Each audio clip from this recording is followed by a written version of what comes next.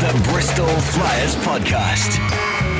Hello, welcome back to the Bristol Flyers podcast, powered by Matchday Live. I'm Joel Osborne. He is Sam Hardy. Sam, how are you, sir? Doing very well. Well, not that well, Joe. I've got an infection in my hand. Mate, I tell you what, everyone is coming downhill right now. I mean, that's an infection in your hand isn't the normal thing that you catch off your mate. Oh, I shook hands with my mate and now I've got an infection in my hand. No, you've been through the wars with the infection. I was ill over the last week or so before I went away for a ski trip. So I got to start this episode by doing an apology because we didn't release an episode last week because that was supposed to be our trip to Estonia. And because I had a 48-hour stomach bug, I had to miss the trophy final and I had to miss our trip to Estonia. I mean, and also, not only that, I got a load of footage from Estonia and half the time, it was a new camera. I forgot to turn the microphone on, Joel, so it was actually silent. So if you were in Estonia and you got spoken to by Sam, it was all for nothing. It was... No, they had an experience of hanging out with me, all right, Joel, which is worth something. Yeah, that's great. We've got producer Dan here. Producer Dan, how are you, sir? Oh, don't talk to me about being ill. You sound worse than Jabba the Hutt, mate. Oh, mate. It's rough. Listen to me. I sound actually, bad. You sound lovely. I sound like Barry White. No relation. You actually add a bit of spice to the Bristol Flyers podcast today. Bit of flavour. Can you sing us a little Barry? This is a love song for all the ladies out there. Hey, it is Valentine's Day week. It is. What are we on, the 13th today? Yeah, we are recording this the day before Valentine's Day, which is Thursday, the 13th of February. So we're back. The podcast is back up and running after we took a week off. And Sam, you obviously went to the trophy final and Estonia. How was it? I mean, peaks and troughs, Jolie. Peaks and troughs. I mean, the final day was so much fun. Obviously, the podcast has been out now, and you can see from the footage that Dan and I had a lovely time, didn't we, Danny boy? It was good. It was good. A great experience. Well, for me, especially being behind the scenes too and seeing the arena sort of not being built, but you know what I mean, getting everything ready for the trophy final, seeing all of that get done was, it was brilliant. Yeah, really cool. you guys literally carried the episode whilst I was off. So you guys are the MVPs for that week's episode. And I really enjoyed editing it because you sent me all the footage. When I came back to life, I started editing it all together, released it, I think, on the Friday of that week or something. And although the result didn't go our way, I thought that was one of our most fun episodes because it's not often we get to go into the Flyers family, speak to the fans, learn all about them, hear their stories. I thought it was great. Well, I rarely watch podcasts back or listen back because I was there while it happened. But that one I did because I didn't know what Dan was going to do, any of his stuff, and that was great. And I wanted to see how Joel put it all together because it felt a little bit random. But I was sat behind John Lansdowne at the game, and you did that clip with the Jumbotron, and I was like, John, the arena, we need one of them. We need one of them because it was so much fun. All the cams that they were doing, the bongo cam, the kiss cam. Yeah, I was loving it. Bongo cam was great. I really enjoyed bongo cam. It was a fun day out from what it looked like from my deathbed. And yeah, despite the result, I know the result didn't go our way. We do hope all our Flyers family had a great day at the SLB Trophy final. Also, after that, then we went to Estonia with a big win over Kayla Coolbet, again, which I missed. I kind of came back to life on the Thursday of that week or the Friday, and then I went off skiing for a week. I went off to Bulgaria. Good ski trip. Me and Steve Devereaux from the Flyers commercial team went off skiing for the week. What was supposed to be just a single game we'd be missing away in Cheshire turned out to be 3 because, of course, we had the SLB Cup semi-finals as well. We watched the first leg on the Friday. We watched it from our chalet in Bulgaria. Was it good? Well, the game wasn't good No, because Prentice Nixon went off for 29 first half points. Oh, my goodness me. That guy hit 8 from 8. And the stats were wrong. He literally was 8 from 8. And I think he also hit 3 points from a free-throw line as well. Yeah, I mean, we'll talk about that later on in the show, but I mean, it was not ideal at all. Right, coming up on this week's show, we are back in action with our studio guests. We got Flyers co-captain Raphell Thomas-Edwards coming in the house. It's the first time we've managed to speak to Raph all season because, of course, he has been a very, very busy man. We talk about a whole bunch of things. We talk about his ambassador work with the Bristol Sport Foundation and the Flyers community. We go through wrong answers only, and we open up the mailbag for a few little questions as well. Before we get to this interview, better housekeeping for you. If you enjoy the Bristol Flyers podcast, please give us a rating and a review on your usual podcast provider. If you're watching on YouTube, like, comment and subscribe. It really helps us move up those podcast rankings. Half the listeners who watch our podcast on YouTube do not subscribe to our YouTube channel. So please hit subscribe if you're watching at home on YouTube. But without further ado, Sam, here is this week's interview with Bristol Flyers co-captain Raphell Thomas-Edwards. This is the Bristol Flyers podcast. What's up, Flyers fans? This is the part of the podcast where we tell you all about our brand new podcast sponsor, Matchday Live. So Matchday Live is essentially a Netflix-style OTT platform that sporting clubs and organisations can monetize their own content and bring fans closer to the action. They help sporting teams and organisations become the broadcaster with live streaming and on-demand solution tailored to the world of sports.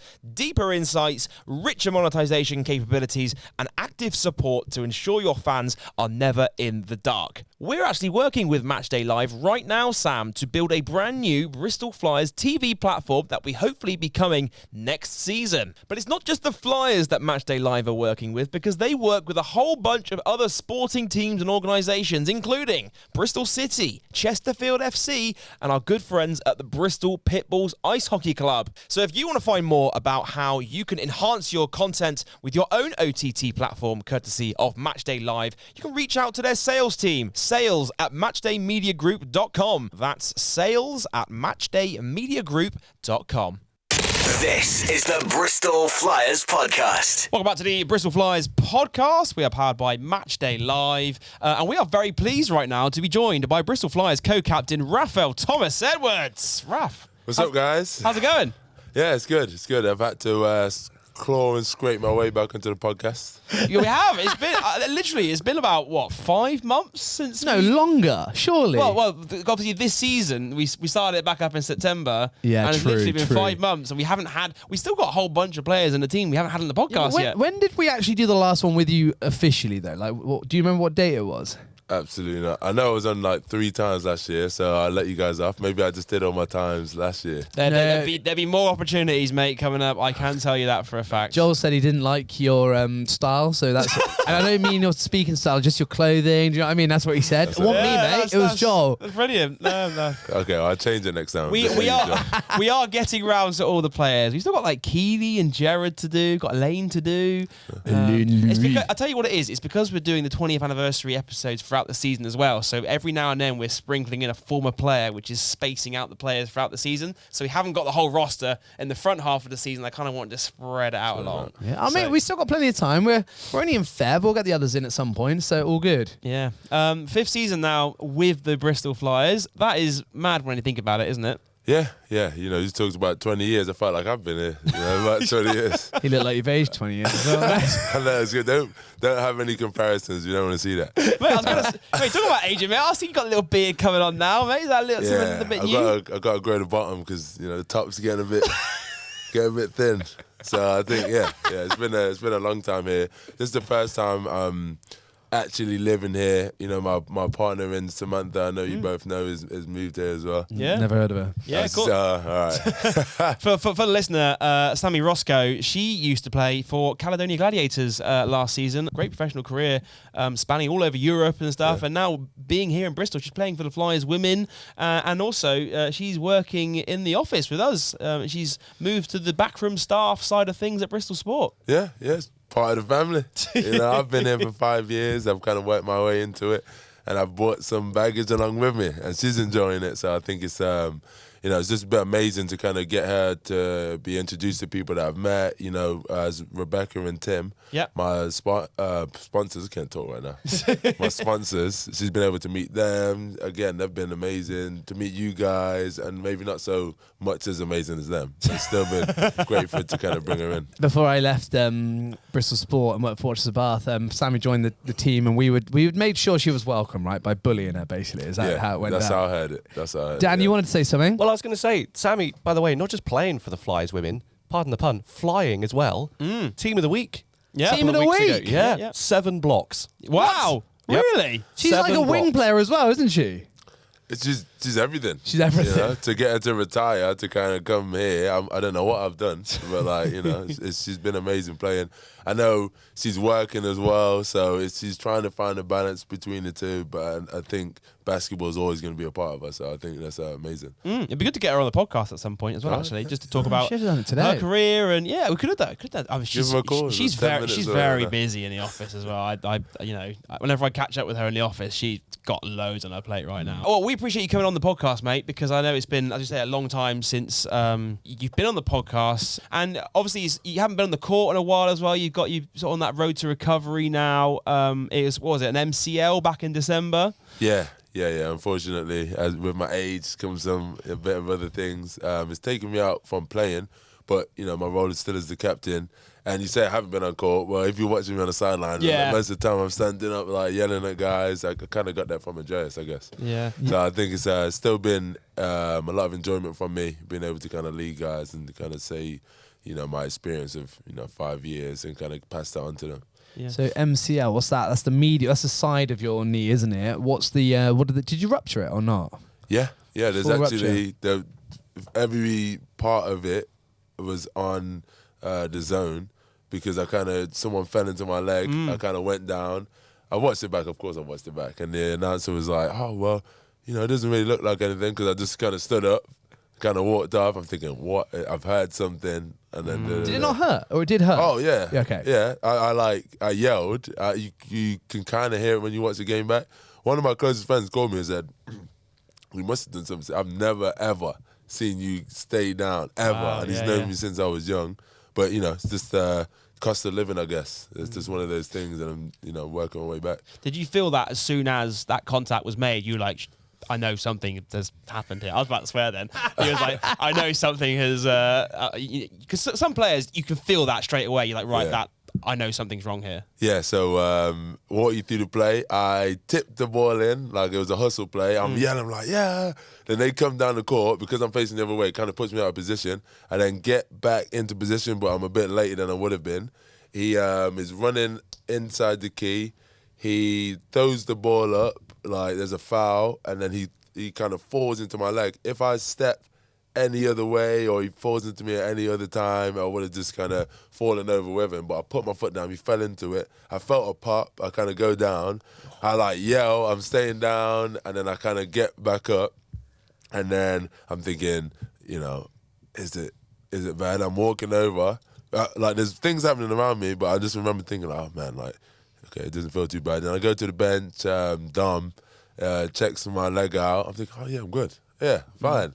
I'll go give my thumbs up to coach, and then I try and get back in the game, and there's a timeout. And as I'm walking to high five guys to bring them in for the timeout, I turn. Obviously, that's where my MCL would have kept my leg in place, and I could feel it. And I'm like, I'm out. My goodness. Because the knee's so complicated. You can walk on it when you've done something like that, can't you? But it's that certain rotation then that is. That is. Who was it? Who knocked into you? Are we not allowed to say? Yeah, it was RJ Rock yeah. from Cheshire. Cheshire, yeah. To be honest, all of those guys, outside of this conversation, I hate them right now. All right, as I'm speaking about it, they all, can't believe it happened. He messaged me along. I said, I'm so sorry. I said, look, it's basketball. This happens. Yeah. It's not intentional. If it was intentional, it would be a different kind of situation. But you could tell even when it happened, one of the Cheshire players was kind of we've been going back and forth the whole game, and it wasn't pleasantries. But as soon as he could see that I was injured, he's kind of patting me on the back, you good? And yeah, so even throughout these couple of weeks, they've been sending me messages are you all right? Make sure you get back. Yeah, that's good to see. I do love that, because although it is a lot of trash talk on the court, you never want to see anyone go injured like that. So it's good to see you guys are sort of still looking out for each other, even if you guys are playing on different teams and stuff. Yeah. Talk us through the road to recovery then. How far are you on that journey? It's an interesting one. I've anyone that knows me knows I'm pretty intense. So in terms of me being out, I decided I'm gonna get up every day early. Yeah. And I'm gonna go lift. So for the last 6-7 weeks since, I've been lifting literally every single day. Even if we get back late, I'll go and lift. I've changed my diet to try and get back a bit quicker. Are you allowed to lift certain ways then? So no rotational, but up and down's fine. the legs are getting a bit weak. I'm going to be shaped like this. Luckily, I've got some He's years already back. a wedge. Like a pizza slice. You call him Laughing Cow. I've got pretty big legs. I know they're under the table, but they're there. Get out. So what we saying timeline wise then? So if you're continuing on the road to recovery the way you are, when can Flyers fans expect to see you back on the court? Have you got a date at all, or have they're not giving you a date just yet? Well, I've got one in my head, but I'm going to try and, keep it. Let's say one day you just go to a game. Oh, like Raph's there again. That'd be amazing. If not, then, it is what it is. But I'll still be there as a captain. And we're hoping for this to be before the end of this season. Is that right? That you're hoping at some point before playoff time? Yeah, if it was my timeline, I'd be playing, yesterday. But, Yeah. Under the doctor's. That'd be weird because there was no game yesterday. So. There's always a game. Yeah, true.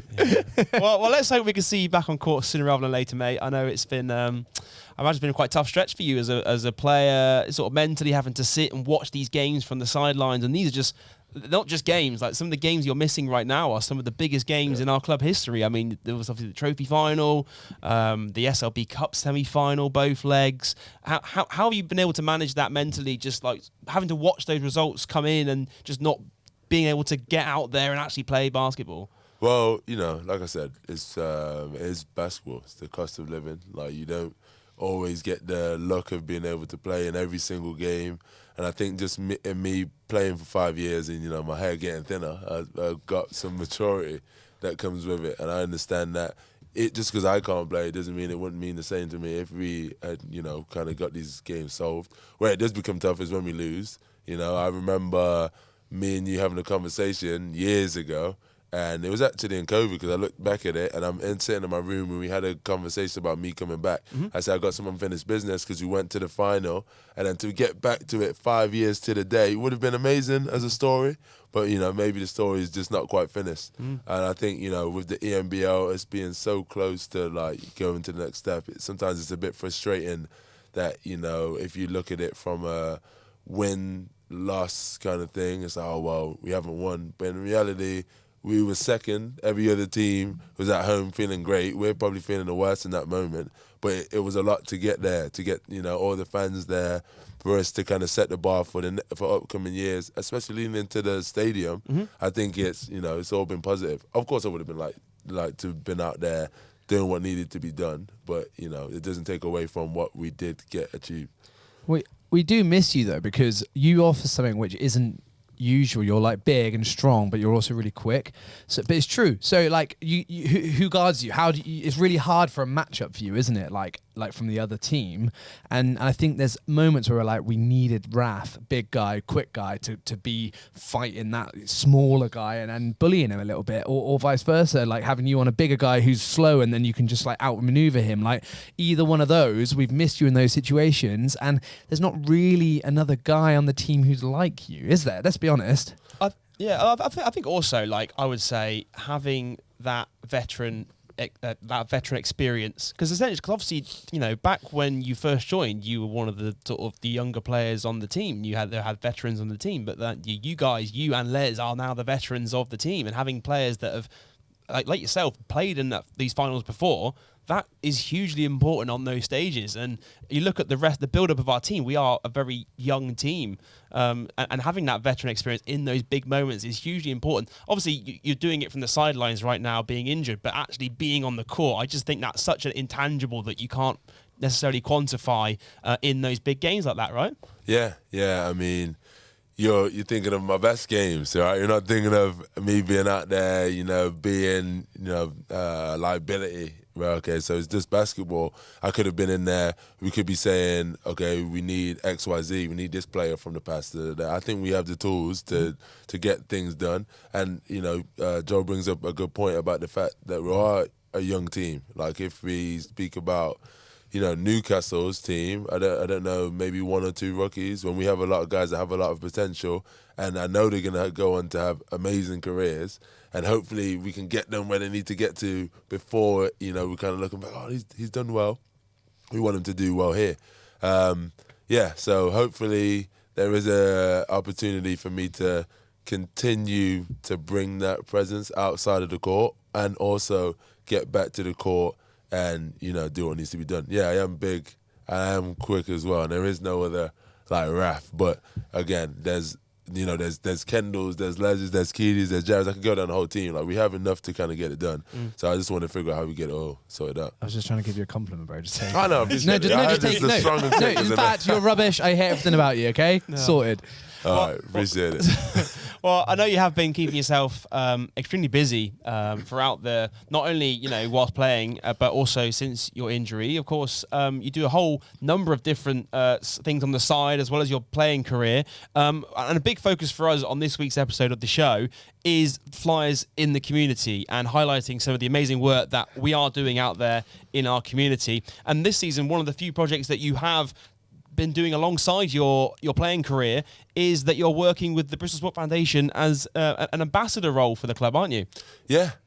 I mean, I'm in a rare spot because usually if you go and coach as a player, either you're not really enthused about it or you kind of not in a role where you're still playing, if that makes sense. I'm not currently playing because of my injury, but I hope to get back and be able to say to a kid at a session, hey, come watch me, and then actually see me play, and then be able to have that interaction. Because, for the few weeks not few weeks, while I was playing, like there was a kid specifically, I saw her in a school, and she was not behaved at all. I'm not going to name anything. She wasn't very behaved. I was just in a school setting. And I was like, oh, yeah, you should come to a Flyers, to everybody. She came down to the Flyers game, and then I've never seen a dramatic shift in, attitude from anybody. She's completely silent. Like her mum had to say, "Hey, coach," like da da da da.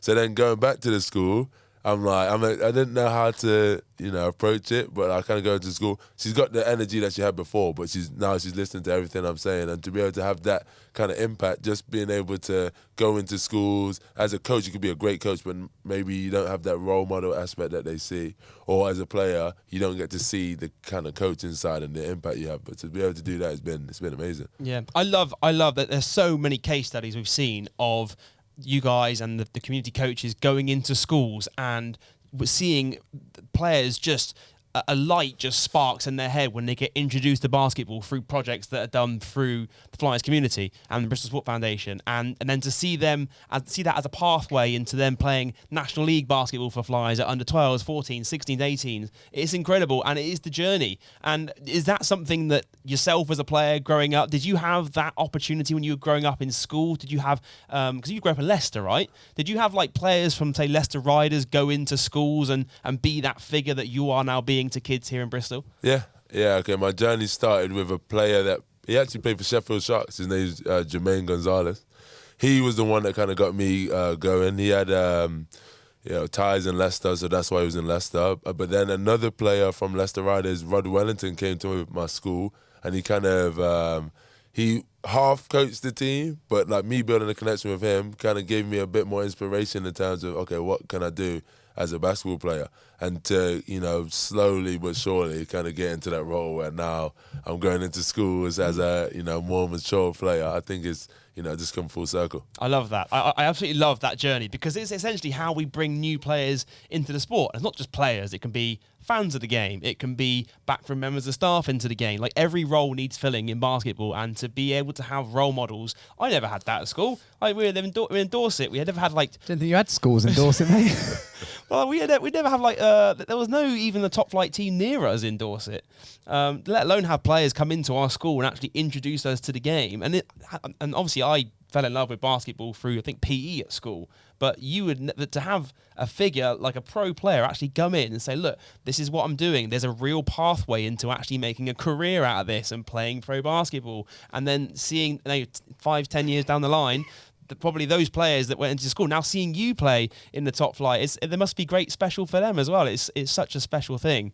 Kind of talk us through then what this ambassador role entails. So obviously you're going into schools, you're doing visits, camps and hub appearances as well. Tell us what a typical week involves being an ambassador for the Flyers community. Well, I'm ambassador in terms of status because I'm a player, but realistically, I'm coaching. I'm in there. I'm in the hubs. I coach. It's called PDP. This is for like the kids that kind of know what's going on. I coach that every week since the beginning of the season.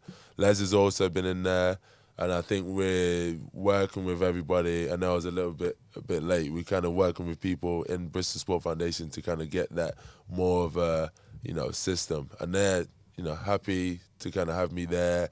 I'm happy to be working with people that really care about it. So it's just a matter of time before we can, really get things where they need to get to, so we can kind of go into the stadium with some, real buzz about the Flyers. And there's so cool. Yeah, it's amazing. There's so many projects as well within Bristol Sport Foundation, the Flyers community that are benefiting from players like yourselves going in there. I mean, you talk about some of the hub sessions, for example. I mean, you are literally going to these hub sessions and coaching. And so for any parents right now, for example, that may be listening to this podcast and have kids that want to get involved in basketball, the hubs is essentially the entry level, isn't it? It's if you're talented from the hubs, you get put on PDP, you'll get put into the National League teams. Tell us if, for any parents listening to this podcast right now who've got kids that want to play basketball at the hub sessions, coached by yourself and some of the other players and coaches at the foundation, how do they get involved? Where can they get involved?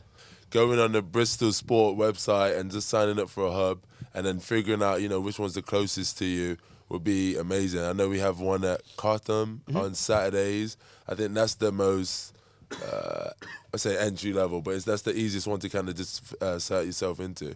And then from there, we'll get you where you need to go. And, if you really want to play for the National League team, we do have that progression. Me as a player, having a connection with Chris Bourne, and Andreas has this vision for something. It's 20 years, so it's all in place. So if they really want to get involved, just go into Bristol Sport website and then sign up for a hub at Cartham. Yeah, and they're available for school years 3 to 11, so that's kids age 7 to 16. And like we say, that is the entry level for basketball. If you have any experience whatsoever to get involved in the hub sessions, you can sign up. They're a great way to play basketball in a safe environment, meet new friends, and also get coached by these guys here, the ultimate role models for basketball in Bristol. It's great.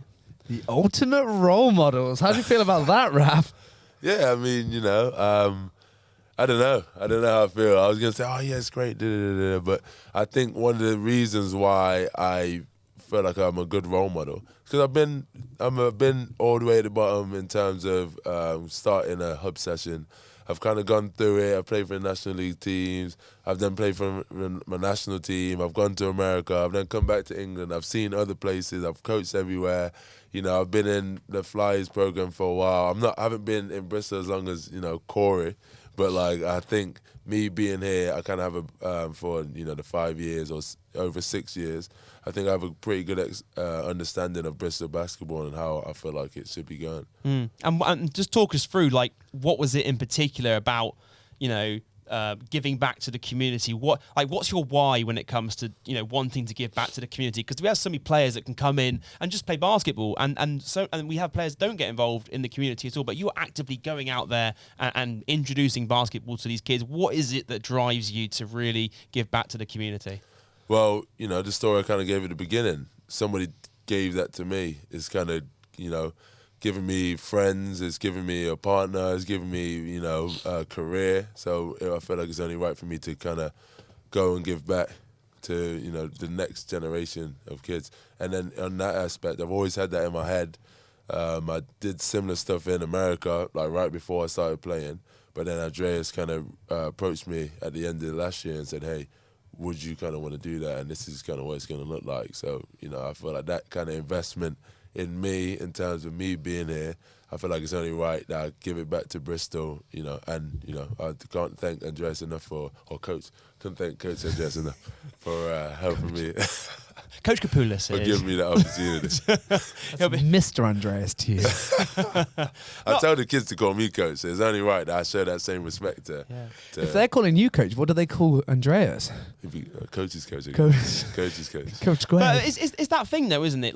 You talk about basketball, it not only gets you active, it might bring people out of neighborhoods that they'd be doing other things if they weren't playing basketball, but it teaches discipline, doesn't it? You think about things about calling your coach, that, all that stuff, being there on time, showing up weekly, committing to practices, all that stuff, building toughness, mental toughness, physical toughness.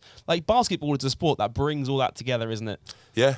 I start the session every session as coach with the same introduction. I introduce myself. And then I say I got 3 rules when I coach. And at this point, there's probably, about 200 plus kids that kind of know these rules. And I say, rule 1, if I ask a question that requires a yes, you got to answer, yes, coach.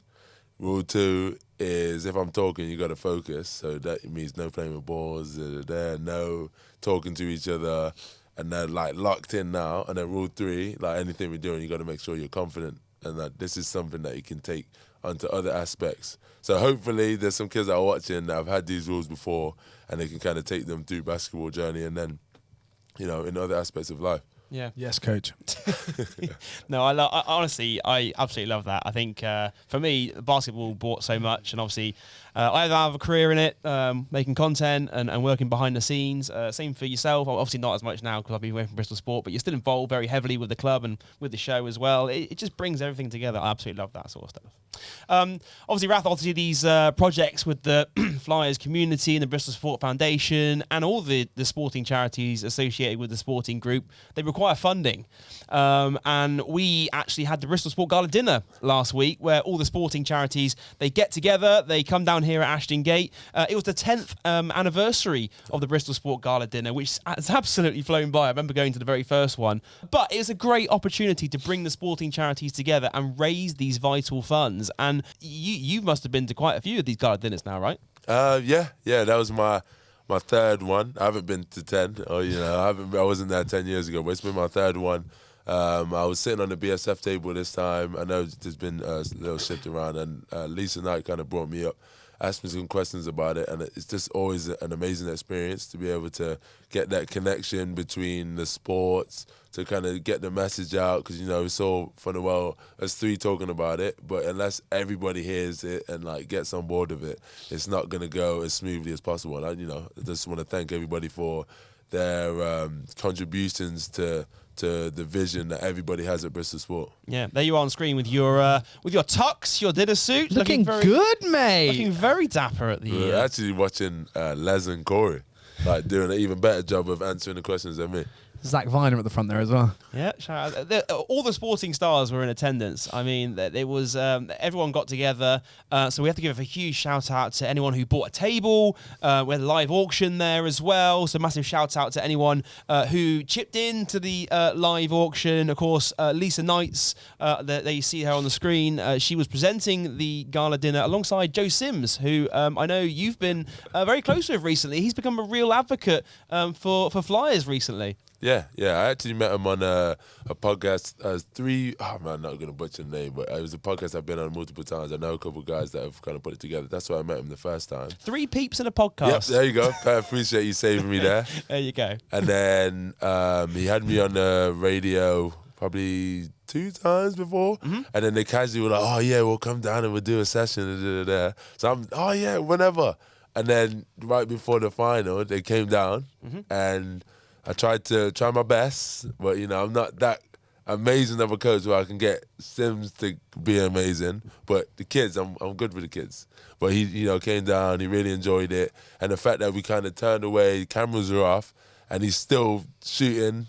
So like that just shows that he actually cares about or actually enjoys basketball, and to kind of have someone that's probably not had as much experience or exposure to basketball really take to it like that, it just shows what basketball means to everybody. Yeah, he's been such a huge advocate. It'd be great, actually. I tell you what, it would be great to actually get him on this show at some point. Do you think he would? I reckon he would. I've met him very briefly because obviously we arranged the training session for them to come down and shoot and stuff like that. So I've had very touching points with him, but I'd love to get him on the podcast because he can talk. Obviously, he talks so well about anything because he hosts like the breakfast show on BBC Radio Bristol. But he has just found a real passion for basketball. You can hear it when he talks about it on the show. He really loves coming down to the Flyers. He's been down to a number of games. He's actually bidding on some of the items at the auction in at the gala dinner as well. So like some of the prizes, for example, that we put up in this auction, a pair of Keely Johnson Game 1 shoes. There was a signed framed jersey. Yeah, don't smell them. A signed framed Bristol Flyers jersey. And here's one that you'd probably like, Sam. They had 4-ball golf opportunity with 2 Flyers players up for grabs. I would have bid on that. Well, you could have just done it anyway for free. But it's about giving back to the Who won that? sporting charity. I'm not sure, actually. I wasn't there because I was off me. last week. But. Wasn't you? It was not me. But I can tell you that over £40,000 was raised on the night to help the amazing work being done across our sporting charities, across the Bristol Sport Group. That obviously gets divided 3 ways between Flyers, City and Bears. But that is a huge amount of money for Flyers. And just explain, Raph, like what that kind of money will do for building basketball in the community. Yeah, there's a lot of everything costs money. So, whether it's a coach, whether it's a facility, whether it's, just getting the kid there, I think it costs money. So to be able to get people to give some things that, mean the world to a kid, I think is amazing. Like, we kind of spoke about, they have a video that they usually play, and it really touches on one person, but I think that is just one piece of everything. Like I said, there's 200 kids that I've seen, and there's probably more kids if I'm including all the schools that I've been to, and like I said, it costs money. So to be able to get that funded and out of the kindness of people's heart is amazing, and it's such a interesting thing because let's say I'd gone to a session, I'd been at age to go to a session, like they will never see this, or maybe they might, they'll never see this version of me. So you just kind of fund this session and you get this kid, and then this kid goes off and like flourishes. Hope that this is me flourishing. This is me flourishing. So then, it's hard to comprehend how much even the smallest amount of money could kind of change the lives of loads of people. And even saying that, I've then reached out to or worked with so many kids that whatever funded session I got when I was younger has now touched the lives of another generation of kids. And then one of them, all it takes is one of them to kind of be the next person and they do it. So the money is well spent in my eyes. I've got a bit of context here for you because I spoke to Dave Barton in the Bristol Sport office around kind of what does this money actually do? Like how much do you need to fund a camp, for example? And he gave me back some really good numbers. So, for example, just £10, it gives food, exercise and warmth to a child in need through attending a holiday camp. £20 enables a vulnerable child to receive specialist support through a mentor. £75 allows 30 young people to receive a 1-hour disability sports session. £500 offers a local school access to an education programme to help improve health and well-being. £1,500 would support 30 children to access activity and food at a multi-sports club during the school holidays. And maybe like if you're watching this podcast or you're listening to this podcast thinking, well, I've got a spare tenner, I'd love to, help contribute to the amazing work being done in the Flyers community. We'll put like a QR code probably down here or somewhere if you're watching on YouTube where you can donate to the Bristol Sport Foundation and the Flyers community and really help make an impact on some of these projects. Speaking of raising money for the Flyers community, a little while ago on the podcast, we were joking around doing something special for our 100th episode of the Flyers podcast, and you mentioned a bungee jump. Someone listened to that on the podcast and has reached out to us, and that is none other than Hannah Davis-Coward, who is Head of Partnerships at the Bristol Sport Foundation. She sent us an email whilst I was off work last week, which reads, "Hi Joel and Sam, word has it that you're keen on a charity bungee jump. A fantastic idea. We'd obviously love for you guys to sign up to one of our spaces. We have 4 weekends available this year, so plenty of choice. Here's the link anyway. It'd be great to have you both on board. I'm sure you could raise a lot of money via the Flyers podcast alone. Sends link. Thanks, Hannah." Amazing. Shall we do it? Right, so you've written in your notes here that we will talk off camera, but I've decided we're going to talk about it on camera right now. I just looked at the site. We need to raise a minimum of £300. Now, that might be per person. So why don't we set a target of £600 minimum from this podcast alone, Bristol Flyers fans, to raise that money for charity, and then me and Joel will go and do... Can we do a joint one, do you reckon? I don't know, but I'd be so nervous anyway. I'll do it, but it'll be... and that's the thing, is Joel is... we'd actually be really scared to do this, so I think it would be a good thing to do. We're going to do that. I don't know how we set it up. We'll work it out. We'll register and we'll let you know on the next episode, but we are going to do one of these bungee jumps, Well, shall we? Hannah, if you're listening to this podcast, firstly, sorry I've not responded to your email yet because I was away last week and I was ill. However, I have read it, and Sam and I are, yes, we're interested. So we will be in touch separately, and let's make it happen. Watch this space, and hopefully we can raise some vital funds to help these Flyers community projects. And on that note, Raph, it's probably time for us to move on to the next segment of the podcast. That was a good chat. I love really highlighting some of the work in the community because we don't do it enough where we really shout about everything that's being done and just how little amount of money can go a really long way in helping people get into playing basketball. I think that's hugely important. So we appreciate you coming on and speaking to us about all the ambassador work you're doing with the Bristol Sport Foundation and the Flyers community, mate. No problem. When we get into the fun games and stuff. Well, the fun games start right now, mate, because we've got a fun game for you. We've got a game called Wrong Answers Only. This is the game where we put our quick fire questions to you. However, there's one catch, and the catch is you've got to give us a wrong answer only. So, for example, if I say, how tall are you? You would say 5'1". There we go. And that is a wrong answer. About 5'1", mate. Which means it is a correct answer. Sam, are you ready for Wrong Answers Only? Here we go. Raphell Thomas-Edwards, you have 30 seconds on the clock. You have to answer wrong answers only. Your time starts now. What is your name? Sam. What is the name of the podcast we're on right now? Bristol Bears. What does BSF stand for? Big something foot. What is the capital of England? Bristol. Name something you give your partner on Valentine's Day. Punch in the face. How old are you? I'm 10. How many legs does a spider have? 100. Where do you put your hands when you're cold? In my shoulders. What time is it right now? 7. What noise does a chicken make? Moo. That's pretty good. That's pretty Is that good. good? How is that? Although, can I just please question the answer? Name something you give your partner on Valentine's Day. Yeah, wrong question. Wrong Yeah, so answers he would only. never- Don't get me in trouble by highlighting this bit. No, I like that because it's Yeah, like what yeah. I'd never do. Never Oh, ever. never. You got- Ever, not just That Valentine's is Day, never wild. ever. That is wild. What did you?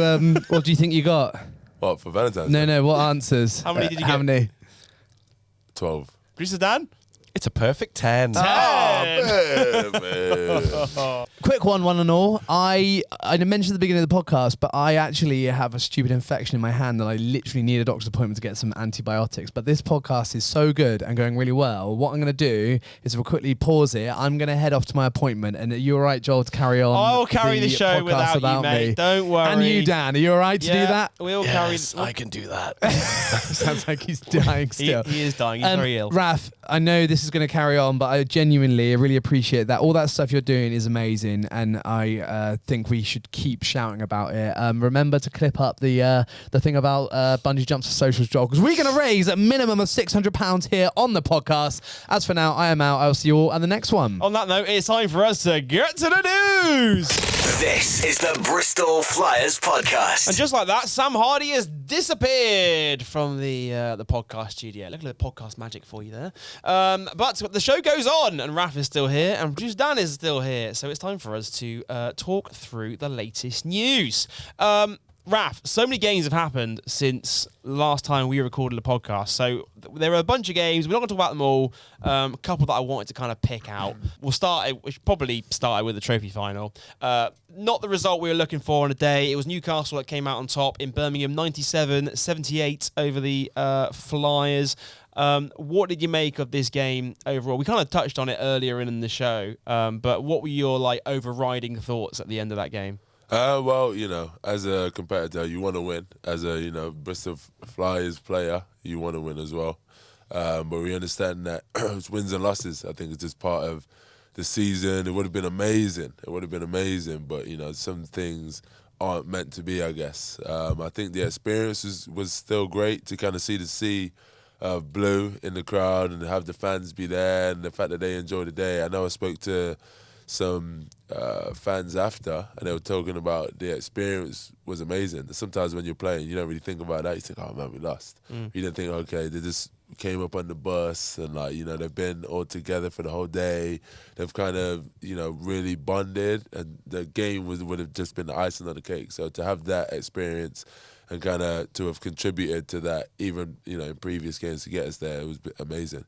As far as the game, we kind of talked about it earlier. One team out of the whole league at that point in time was thinking, oh man, we've lost and when in reality there's 7 other teams that didn't even make it there. So I think that's an important thing to note. Kudos to Newcastle. They came out there firing, and it kind of got us a bit shell-shocked, but that's a thing we have to kind of sort through and make sure that we're better in the future. We've got still a lot of season left. And yeah, you got Defoe winning what his 100th 28 trophy or whatever. 28. Yeah, I spoke to him after. He's like, I'm going for 30. I was going for one. Like, let me get one. To have Malcolm, former Flyer, to get one as well, as sore as it felt in the moment. Congratulations to him. And I feel like it's also, as a positive or silver lining, I want it to be inspiration to the team, because like I said, we've still got a lot of season left. So next time we're in that situation, hopefully, I guess we've got playoffs and then finals next, then it can kind of take that, and then we can beat somebody else out on the fact that we've had this experience already. And you talk about the fans. Obviously, it's a massive day out, isn't it, for the fans that go up there? And I know you're involved with our partners at Loyal to the Game as well. Massive shout out to them, because they made these T-shirts for the fans, and I know you were in there. There's videos online of you going in there and printing some of the T-shirts as well. It really was a great spectacle to see that whole sea of blue, wasn't it? Yeah, 100%. Yeah, it was. It's difficult work making T-shirts, but the reward of seeing everybody in it, and I just kind of, it brings everybody together, as we kind of spoke about it before, like as the Flyers family, like, and to be able to kind of look as a player and seeing the sea of blue was amazing, but then kind of looking over to the other side and seeing like little specks of Bristol Flyers family has been great. Yeah, obviously the result didn't go our way on the day, but we did bounce back very quickly, because the next day you guys were literally, I don't think you travelled to Estonia, did you? But the next day the team flew out to Estonia, and you must have watched the game online. What did you make of that big win out in Estonia? Because to bounce back so quickly after a loss like that, where you imagine heads would have been down after the trophy final, and then come back, and to do it without Keely Johnson as well. Keely didn't play either in that game. It speaks volumes for the way the team just rallied together to pick up that win on the road. Yeah, it's always an amazing thing to kind of get a win, especially after such a crushing loss. And it's a testament to Andreas, coaching staff, testament to all the fans that still went out there, and everybody at home watching. I think it's just great for them to know that, the season isn't determined by one game. Like, there's a lot of games within the season. So even at this point, if we've had a bad loss or a really amazing win, like, stick with us, because as you do, and, we have a lot of good things coming. And, just to kind of go into Europe, the fact that we finished, 4-4 just kind of shows where we are as a country. And I know we dropped a couple games at the beginning of the season, which kind of ended our European season, but it just shows how close we are to kind of other countries. Yeah, and to win the 4 games straight in a row after going 0-4 to start that season, it was huge. And you look at like some of the home games, for example, Bamberg at home, down to the wire, Bratislava at home, down to the wire. 1 or 2 plays either side of those games, you're suddenly winning that game, and you're in the playoffs. And these are some big name teams. I would argue that our group probably was, you look at the teams on paper, probably the toughest group compared to maybe the Group A. Yeah. I mean, all teams are teams. So Group A, Group B, I think everybody has to win games. But in terms of the teams that you just mentioned, these are like big clubs. I know sometimes it's hard when you've only seen English teams, and I know people's knowledge of basketball is growing, but some of these clubs are like historic clubs. I know Bamberg play in the Bundesliga, and where the Bundesliga is in football. Like, people know that. Like, it's just, similar sort of thing. And for us to kind of bring them to Bristol and play them at SGS is crazy. And it just kind of shows where we're heading. If we continue on this trajectory, going into this stadium, like, who knows where we could be, who else we could be playing. Bring the Lakers down here, and no, I'm joking. Like, I feel like that's a way way distant. But the fact that we're able to play these teams in European competition is just been huge. Yeah, it's huge. It's massive. And I know that the result at the end of the day didn't mean anything, but for bounce back ability and for the team to get back on track, that was huge. There was a game, we came back from Estonia, we had Leicester away. That game, we won't talk about that game, but it was a tough loss for the team. And then literally 2 days later, we then go into Cheshire. We put 122 points up in literally a history-making game. Yeah. I mean, we don't have to avoid the Leicester game. You know how I feel about Leicester. I have no problem with Leicester per se, but it's always a good competition. I love beating them. It was a tough loss, but I guess sometimes we go from a tough loss to a win in Europe, and then we have a bit of hang-up, which is kind of in there in that game. And then, again, it's just another part of the story, because then that kind of shows us, we can't just come around and just hope to win.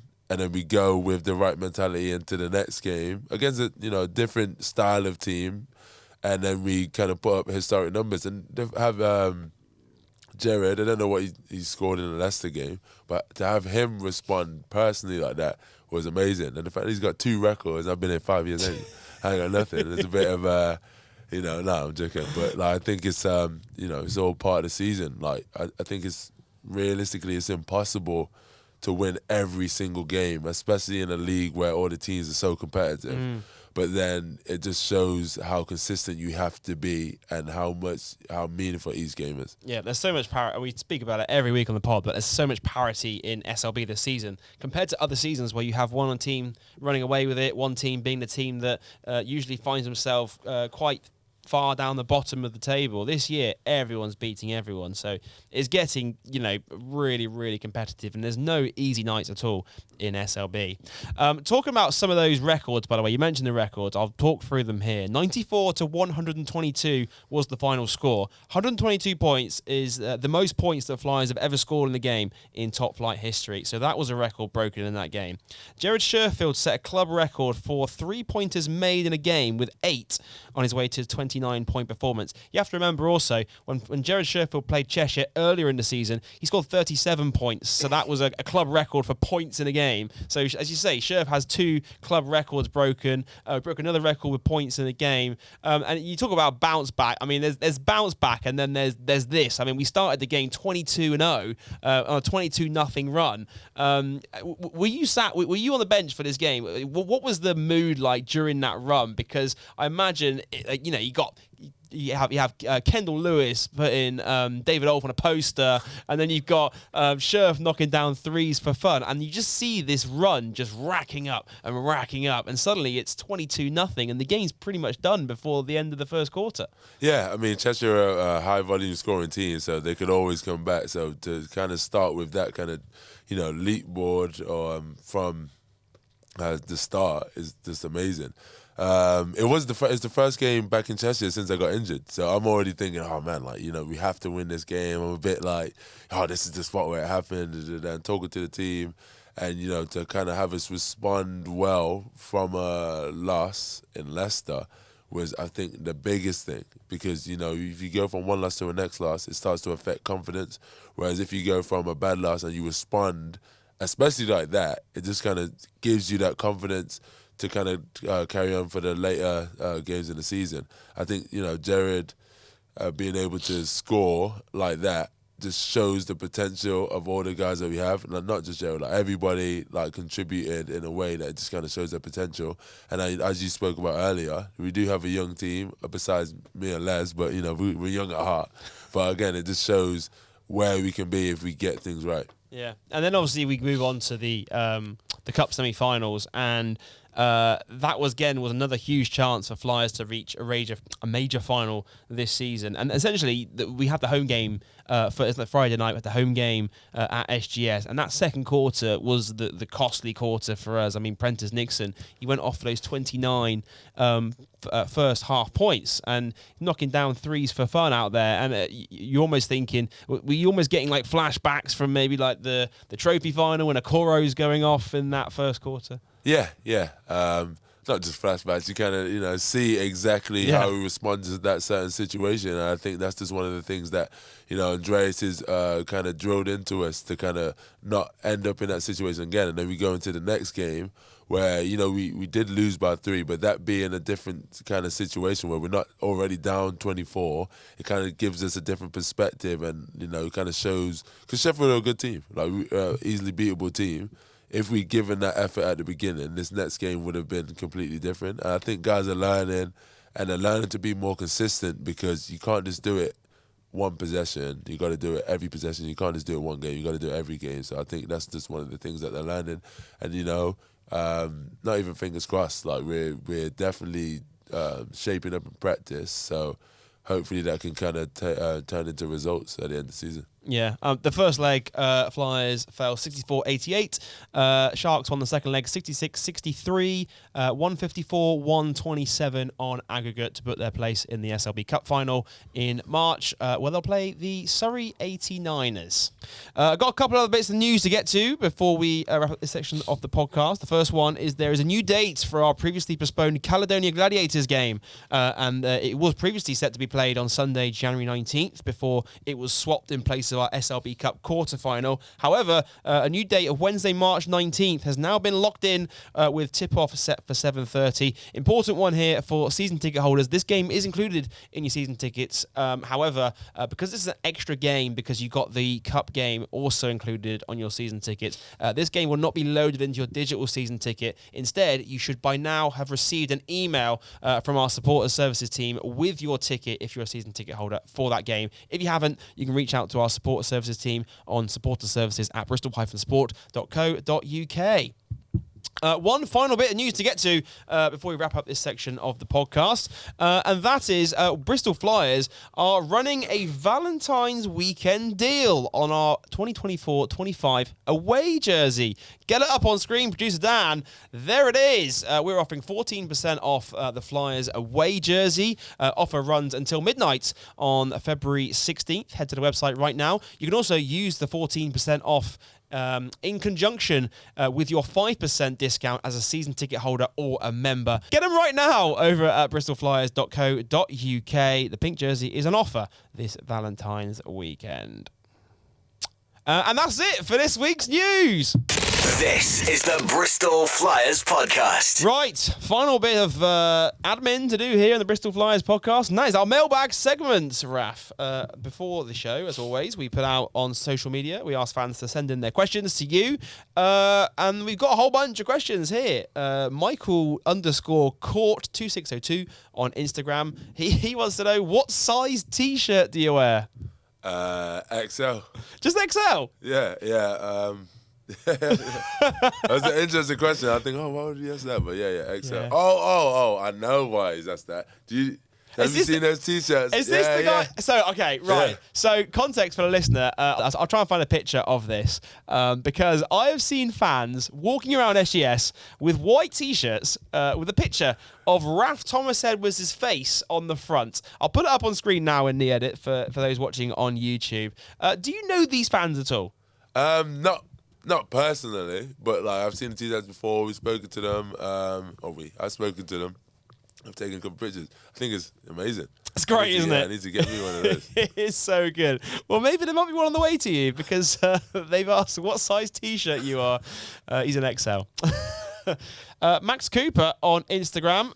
Shout out Max Cooper, what a legend. What's the best advice to start a daily routine to become like RTE? I've got a lot of things in my head, but I think the biggest thing for me is just starting the day with a routine. Doesn't matter what you do. I get up at exactly the same time. I try to get up at exactly the same time. I'm not perfect, but exactly the same time every single day. And that kind of leads into the next things. As previous years, you just kind of get up whenever you feel like it. You do whatever you want, and then you kind of go into the day a bit muddled. So I think that would be my advice. Talk us through the daily routine, right? Because people say, I get up at the same time every day. Raph gets up extremely early. If you look at Raph's Instagram, and a lot of you will follow Raph on Instagram, he's posting himself outside the gym at 6 o'clock in the morning. Is that right? Yeah. On a perfect day, I get up at 4 a.m. I'll go shower straight away. I'll like clean the house if it needs cleaning, and I'll get into whatever project I've been doing or whatever project I plan to do in the morning, and then I'll go to lift. Or like I was previously walking, just going on a walk, but because of my injury, I couldn't walk. So then I had to go and figure out something else. So I've been doing arms for a while, and then I'll come back, and then I'll get breakfast. I have coffee time with my Samantha, and then I'll go into a training session. So that's usually my mornings. Wow. So yeah, do follow Raph on socials, by the way, because you document this, don't you? And you also have the visionary mentoring that you also share as well. So do check that out on Instagram. Joe Webster says, how do you balance your time between club activities and off-court initiatives like visionary mentoring? Like I said, you have to get up, and I've got to make sure that I extend my day out. I actually go to sleep at like 8, 9. So like it's not like I'm not sleeping. But then just making sure that I'm as organised as possible. Things still slip through the cracks here and there because I do so much.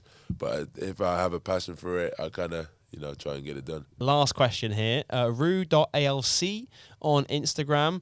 In the past, has basketball been an escape from life or motivation for success in life? That's an interesting question. I don't think not really an escape. It gets me to think about something else, but at this stage of my life, I'm thinking of other areas of my life as I would think of basketball, if that makes sense. So let's say I'm going to, visionary mentoring, and I'll make sure I get up and I'm putting up reps at that. So I'm like working on whatever needs to be done there. And the game is, maybe it's a meeting, or maybe it is me going to do the mentoring session. So I won't really say it's an escape. Basketball at this point is like who I am. So I just kind of insert it into everything else. Great stuff. Oh, I think that's a great place for us to wrap up this week's episode of the podcast. This is the part where I usually ask Sam if he's got anything else to add before we wrap up the show. Sam's not here. But Raph, thank you so much for joining us on the podcast. First podcast of the season for you. And it only took us until February to get it done. Yeah, it's all right. Better late than never. We will get you back on at some point, mate, because we've got quite a few more to get through before the end of the season. And you're always welcome here on the podcast. Just Dan, thanks for pushing the buttons as always. Hope you feel better soon, mate. Thanks. Yeah, he's still. I don't want to say any more than that. Really. That sounds awful. he's still bugged up, but he's plowing through. And next week, I don't know what's going to happen next week because Sam is actually off. He's a part-timer these days. Sam's not going to be around next week. He's on holiday. So I need to figure out what we're going to do. We might do a week off. We might do a solo episode with a call with a former player from Flyers years gone by. Watch this space. If an episode doesn't drop... Oh, Raph's maybe. Raph's looking over here. He's like, oh, bring me back for next week. I could never replace Sam, but if you need a sub, I'm here. Here we go. We got options on the cards. So watch this space. We'll have conversations offline and a bit of housekeeping before we finish the podcast. If you do enjoy the podcast, please like, comment and subscribe. If you're watching on YouTube, give us a rating and review via usual podcast provider. But until then, that's it for this week's episode of the Bristol Flyers podcast. Thanks for listening. Thanks for watching. We'll see you again soon. Goodbye.